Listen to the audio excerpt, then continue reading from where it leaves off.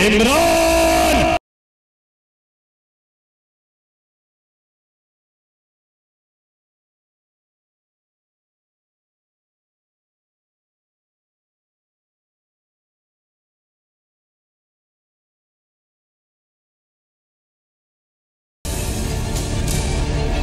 बाजवा का प्लान मोर्चे पर इमरान। तो नवाज शरीफ आपने जो भी आपकी एक्टिविटीज थी, मैं आज आपको खड़ा होकर कहता हूं कि पाकिस्तानी कौम को आप पे कोई एतमाद नहीं है।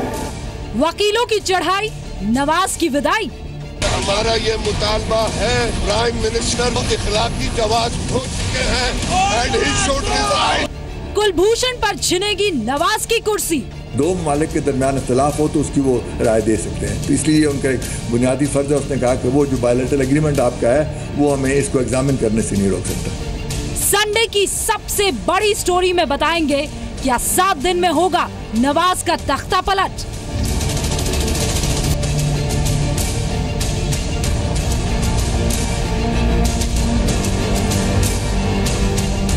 संडे की दूसरी सबसे बड़ी स्टोरी, बॉर्डर पर पाकिस्तान की बुज़दिल एक्शन टीम का एनकाउंटर।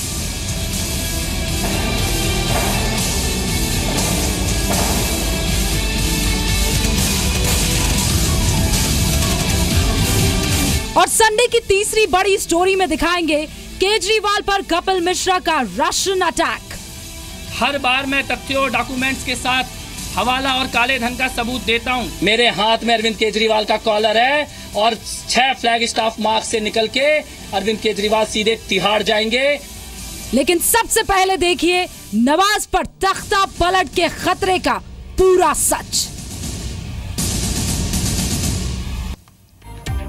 नमस्कार, मैं हूं रूबिका लियाकत। संडे की सबसे बड़ी स्टोरी में शुरुआत उस खबर से जिसे हमने 19 तारीख को ही आपको बता दिया था, नवाज का तख्ता पलट। और आज इस खबर पर मोहर पता है आपको किसने लगाई है? पाकिस्तान के वकीलों ने। पाकिस्तान के वकील नवाज शरीफ को 7 दिन का अल्टीमेटम दे चुके हैं। कुल मिलाकर पाकिस्तान के वजीर आजम नवाज शरीफ चारों तरफ से घिर गए हैं। सेना, विपक्षी दल, मीडिया और अब तो वकील भी, यानी अपने ही घर में, अपने ही खेल में उलझ गए हैं भारत को उलझाने का सपना देखने वाले।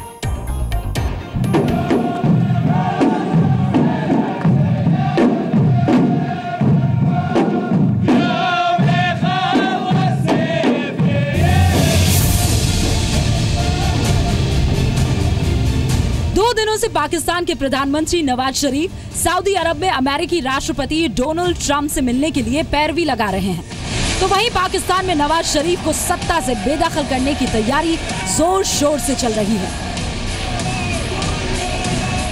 वक्त आ गया है कि पाकिस्तानी कौम चाहती है कि नवाज शरीफ आप हमारे से सच बोले कि आपके मुल्क से बाहर कौन से बिजनेस इंटरेस्ट है। नवाज शरीफ किसी भी कीमत पर ट्रंप से मुलाकात के लिए हर दांव आजमा रहे हैं, लेकिन पाकिस्तान में नवाज पर उनकी कुर्सी जाने का खतरा मंडरा रहा है। कुलभूषण जाधव पर इंटरनेशनल कोर्ट ऑफ जस्टिस में भारत से हारने के बाद पाकिस्तान गुस्से में है। जनता, सेना, विपक्ष और यहां तक कि पाकिस्तान के वकीलों का गुस्सा भी नवाज सरकार पर फूट रहा है। पाकिस्तान के सुप्रीम कोर्ट बार एसोसिएशन और Lahore high court bar association ने नवाज शरीफ को 7 दिनों में पीएम पद से इस्तीफा देने का अल्टीमेटम दिया है। इस्तीफा नहीं देने पर वकीलों की जमात नवाज को हटाने के लिए पूरे पाकिस्तान में बड़ा आंदोलन करेगी। हमारा ये मुतालबा है, प्राइम मिनिस्टर इखलाकी जवाब हो चुके हैं and he should resign. Pakistani वकीलों के मुताबिक नवाज को अल्टीमेटम देने के पीछे की वजह पनामा पेपर्स लीक मामला है। पाकिस्तानी मीडिया रिपोर्ट्स के मुताबिक नवाज सरकार के समर्थक वकीलों और विरोध में खड़े वकीलों में एक कार्यक्रम के दौरान मारपीट भी हुई थी। पाकिस्तान मीडिया ने इसे दिखाया भी था। वो काम जो कभी अयूब खान, कभी ज़ियाउल हक और कभी मुशर्रफ ने नहीं किया था, आज ये नाम नेहाद जमहूरियत ने किया है। नवाज के लिए वकीलों से भी बड़ी आफत है राजनीतिक दल पाकिस्तान तहरीक-ए-इंसाफ के अध्यक्ष इमरान खान। जनाब इमरान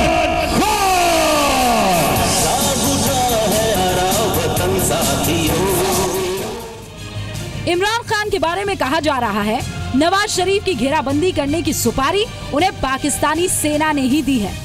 कुलभूषण जाधव पर पाकिस्तान की करारी हार के बाद क्वेटा में एक रैली के दौरान इमरान खान ने नवाज शरीफ की तुलना ईस्ट इंडिया कंपनी से कर डाली। अभी भी हमारे मुल्क में एक कंपनियों की हुकूमत है। उधर थी ईस्ट इंडिया कंपनी, अब हमारे पास है शरीफ खानदान की लिमिटेड कंपनी।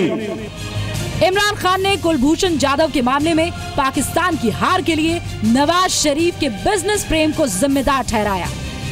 इमरान के मुताबिक नवाज ने बिजनेस के लिए पाकिस्तान को दांव पर लगा दिया। कुलभूषण जाधव उसको बचा लेता है international criminal court. Nawaz Sharif हमें आप बताएं, आज आप बताएं कि आपके और आपके खानदान की मुल्क से बाहर कौन कौन सी बिजनेस हैं। आप हमें बताएं कि आपके बिजनेस पार्टनर कौन हैं। पाकिस्तानी सेना जाधव पर मिली करारी हार का ठीकरा पहले ही नवाज सरकार पर फोड़ चुकी है।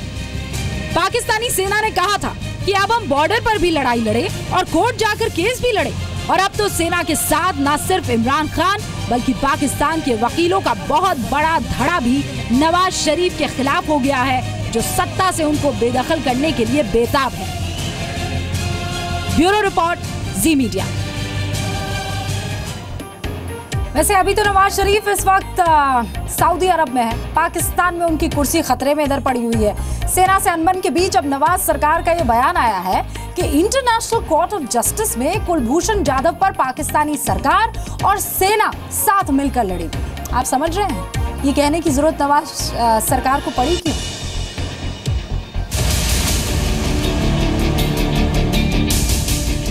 इंटरनेशनल कोर्ट ऑफ जस्टिस में कुलभूषण जाधव पर करारी शिकस्त खाने के बाद पाकिस्तान अपनी झूठी जिद पर अब भी अड़ा है।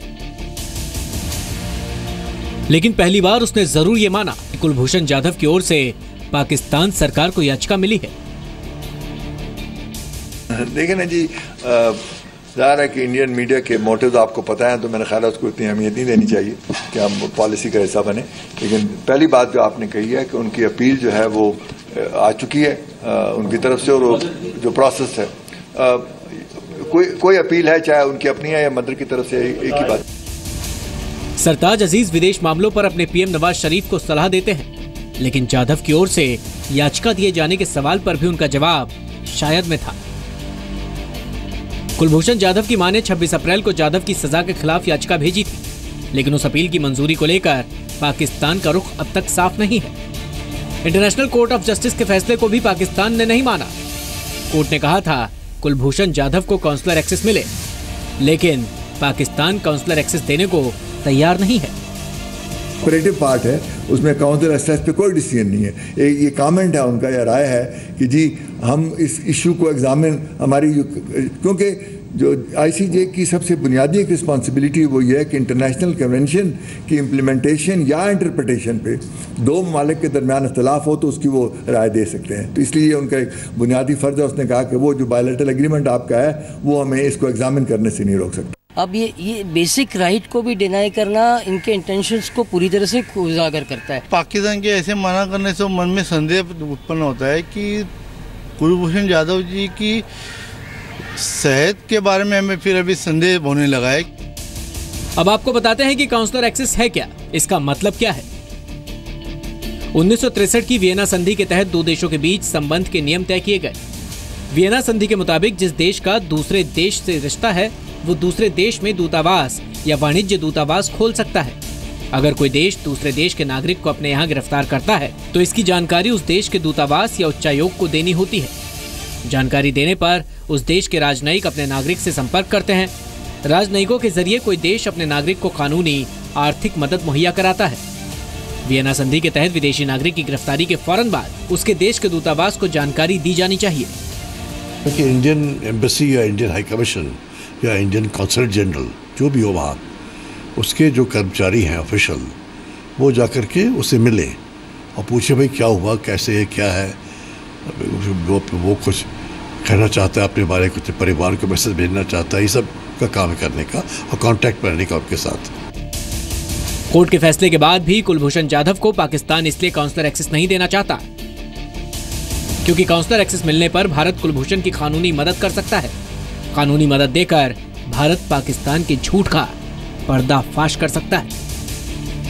तो एक्सेस देनी चाहिए, लेकिन मुझे लगता है कि एक्सेस नहीं देंगे, काफ़ी प्रेशर डालना पड़ेगा और देशों का भी प्रेशर उन पर डालना पड़ेगा।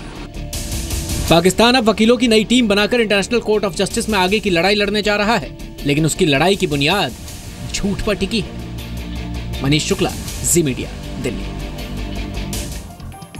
और झूठ आप भी जानते हैं ज्यादा दिन तक टिकता नहीं, कितना भी डिनायल मोड में पाकिस्तान क्यों न रहे। वैसे आपको बता दें, बुज़दिल एक्शन टीम यानी BAT, बॉर्डर एक्शन टीम जिसे पाकिस्तान कहता है, उसका एनकाउंटर शुरू हो गया है। अब तक तो सिर्फ हमारी सेना आतंकवादियों पर प्रहार करती थी, लेकिन अब एनकाउंटर बॉर्डर एक्शन टीम का भी होगा। और हो भी क्यों ना, इस बुज़दिल एक्शन टीम में ज्यादातर भर्ती तो आतंकियों की ही होती है। और शुरुआत साहब हो चुकी है कुपवाड़ा से, जो इन आतंकियों के लिए जन्नत था अब तक।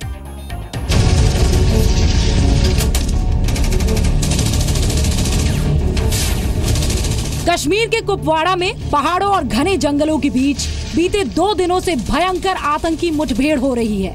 कुपवाड़ा के नौगाम में जारी इस आतंकी मुठभेड़ में अब तक 4 पाकिस्तानी आतंकियों का एनकाउंटर हो चुका है। इस ऑपरेशन में सेना के 3 जवान भी शहीद हो गए। अभी भी मुठभेड़ वाली जगह पर 2 और आतंकियों के होने की सूचना है, इसीलिए ये ऑपरेशन अब भी चल रहा है। कश्मीर के माध्यम से भारत को डिस्टेबलाइज करने की, भारत को कमजोर करने की, तोड़ने की कोशिश होती रहती है पाकिस्तान की तरफ से। लेकिन मैं आपको यकीन दिलाना चाहता हूं, कश्मीर की समस्या का परमानेंट सॉल्यूशन हमारी गवर्नमेंट निकालेगी, अस्थायी समाधान उसका निकालेगी। क्योंकि हम इस सच्चाई को जानते हैं, कश्मीर भी हमारा है, कश्मीरी भी हमारे हैं और कश्मीरियत भी हमारी है, इसलिए हम कश्मीर की समस्या का अस्थायी समाधान निकालेंगे। आतंकियों को ढूंढ ढूंढ कर मारने के मकसद से सेना ने पूरे इलाके की घेराबंदी कर दी है। सेना की कोशिश है कि अब ये इलाका भारत में आतंकियों की घुसपैठ का हाईवे ना बने। 2 मिलिटेंट मारे गए हैं और आने वाले वक्त में बाकी मिलिटेंसी को समाप्त किया जाएगा। उस तरीके का पूरा कम्प्रिहेंसिव प्लान बना है।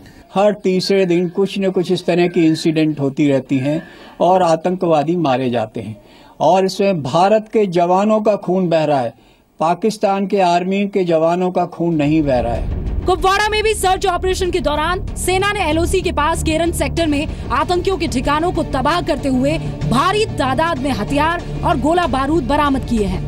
बड़ी बात यह है कि मारे गए 4 आतंकी पाकिस्तान की BAT यानी बॉर्डर एक्शन टीम, जिसे हम बुज़दिल एक्शन टीम कहते हैं, उसके सदस्य हो सकते हैं। क्योंकि एक दिन पहले ही हमने आपको बताया था कि जाधव पर हार के बाद पाकिस्तान ने बुज़दिल एक्शन टीम को सरहद पर भारतीय जवानों से बर्बरता करने की खुली छूट दी है। पाकिस्तान की BAT में सेना के साथ साथ आतंकी भी होते हैं। जिस दिन कुलभूषण जाधव पर ICJ अपना फैसला सुना रहा था, उसी दिन पाकिस्तान के सेना प्रमुख जनरल कमर बाजवा सेना की हौसला अफजाई इस तरह से कर रहे थे जैसे किसी बड़ी साजिश को अंजाम देना हो। Our armed forces have set an example for the whole world in cleansing these barbarians from their potholes.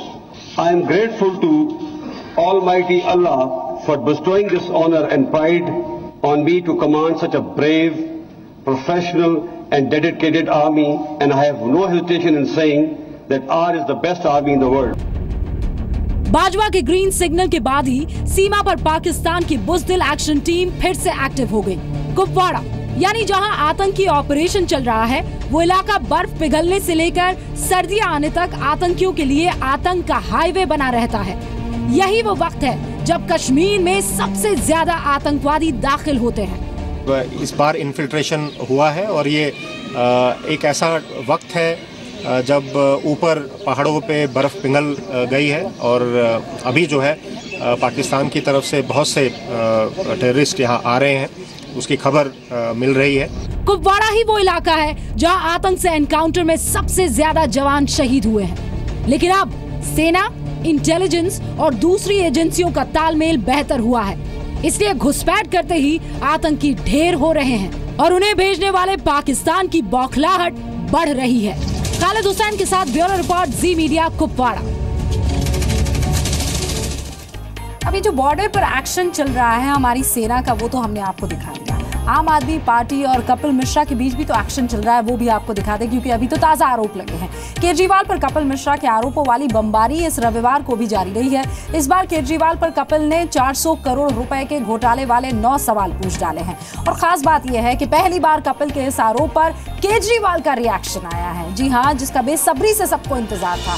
हालांकि ये रिएक्शन है, जवाब नहीं है। पहले केजरीवाल पर हमला, अब आप पर कब्जा। छोड़ना नहीं है, छीनना है। ये हमारी पार्टी है। इस पार्टी को, इस आंदोलन को हम लोगों ने बनाया है। केजरीवाल पर कपिल मिश्रा का रशियन अटैक। क्या अरविंद केजरीवाल जी को शीतल सिंह जी के बारे में पता है, जिन्होंने संजय सिंह व आशुतोष की रशिया की यात्रा स्पॉन्सर की?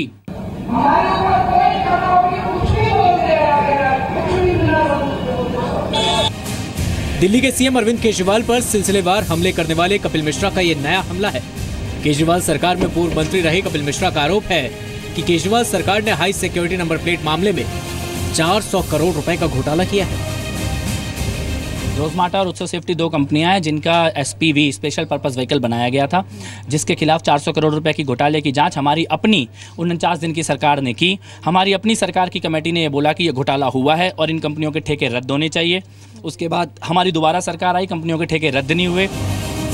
कपिल ने केजरीवाल के करीबी संजय सिंह और आशुतोष के रूस दौरे पर सवाल उठाया। कपिल ने केजरीवाल से 9 सवाल पूछे। इनमें से पहले 4 सवाल शीतल सिंह से जुड़े थे। कपिल ने केजरीवाल से पूछा, क्या आपको शीतल सिंह जी के बारे में पता है, जो संजय सिंह और आशुतोष की रूस यात्रा के स्पॉन्सर थे?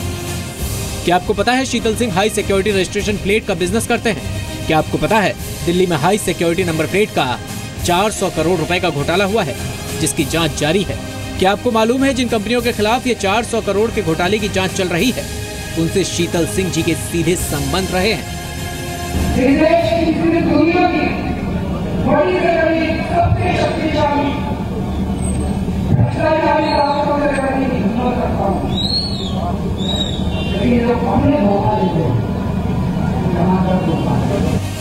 कपिल मिश्रा के आरोपों पर शीतल सिंह और संजय सिंह ने सफाई दी। 14 वर्ष पहले हाई सिक्योरिटी रजिस्ट्रेशन प्लेट की एक कंपनी, जिसमें मैं थोड़ा सा शेयर होल्डर और निदेशक था, मैं उस बिजनेस को छोड़ चुका हूं 14 वर्ष पहले। ये 2003-04 की बात है। कपिल मिश्रा ने पूर्व में योगेंद्र यादव और प्रशांत भूषण से किए गए खराब व्यवहार के लिए माफी मांगी और साथ मिलकर केजरीवाल के खिलाफ लड़ने का आह्वान किया। ऐसे गलतियां हुई हैं, मेरे जैसे बहुत सारे लोगों से गलतियां हुई हैं। उन्हीं गलतियों का ये फल है कि आज अरविंद केजरीवाल इस प्रकार से खुलेआम भ्रष्टाचार करते हैं और कोई सवाल उठाने वाला पार्टी में दिखता नहीं है। मैंने जो किया उसके लिए मैंने क्षमा मांगी है और आगे इस पार्टी को स्वच्छ करना है, इसके मिशन में लगा हुआ हूँ। मैंने अभी सुना नहीं है, पढ़ा नहीं है कि उनकी अपील क्या है। जहाँ तक हमारी बात है, हमने तो कभी वो रास्ता छोड़ा ही नहीं था। हम तो रामलीला मैदान से जिस रास्ते पे चले थे उसी पे चले जा रहे हैं।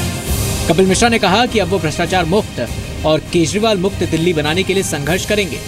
रूफी जैदी के साथ ब्यूरो रिपोर्ट, जी मीडिया।